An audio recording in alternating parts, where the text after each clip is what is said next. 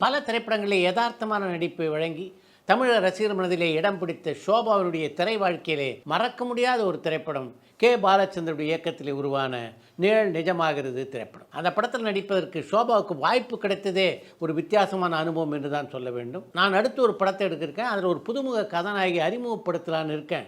உங்களுக்கு தெரிந்த நல்ல நடிகை யாராவது இருந்தால் சொல்லுங்க அப்படின்னு ஒரு விழாவிலே பாலச்சந்தர் கேட்க, சிங்கிதம் சீனிவாசராவ் பாலச்சந்தருக்கு பரிந்துரைத்த பெயர் தான் ஷோபா.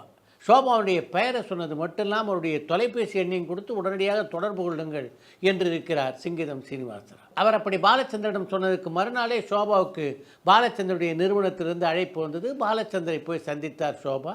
ஏற்கனவே நீங்கள் மலையாள படத்தில் நடிச்சிருக்கீங்க அப்படின்னு எனக்கு தெரியும். உங்களுக்கு பிடித்த கதாபாத்திரங்கள் என்னென்ன என்று ஷோபாவை பார்த்து பாலச்சந்தர் கேட்க, கோகிலா திரைப்படத்தையும் தரம் மாறிந்தி என்ற தெலுங்கு படத்தை பற்றியும் பாலச்சந்தரிடம் சொல்லியிருக்கிறார் ஷோபா. இந்த சம்பவம் நடந்த ஒரு வாரத்திலேயே அந்த படத்தில் நடிக்க ஒப்பந்தமானவர் தான் ஷோபா. நிழல் நிஜமாகிறது படத்தினுடைய படப்பிடிப்பின் போது வசனம் சம்பந்தமாக எனக்கு என்ன சந்தேகம் வந்தாலும் பாலச்சந்தர்கிட்ட போய் நான் கேட்பேன். எத்தனை முறை கேட்டாலும் ஒருவித முகச்சுளிப்பும் இல்லாமல் எனக்கு திரும்ப திரும்ப சொல்லித் தருவார் பாலச்சந்தர் என்று பல பத்திரிகை பேட்டிகளிலே பதிவு செய்திருக்கிறார் ஷோபா.